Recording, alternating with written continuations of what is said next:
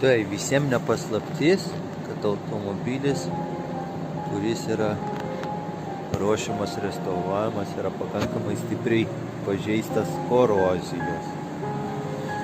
Šiai dienai mums reikėjo pagaminti lonžirono stiprintuvą. Naujo nėra pirkti. Dėvėtas tokiam pačiam pavidalui. Na kągi, viskas prasideda nuo brėžinių matmenų šablonų. Paskui viskas persimeta ant metalo.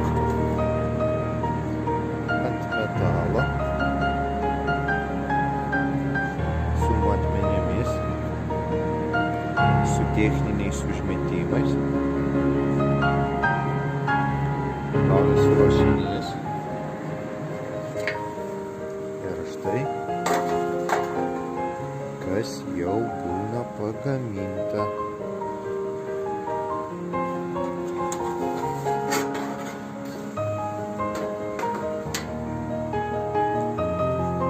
Štai mes turim jau gaminį.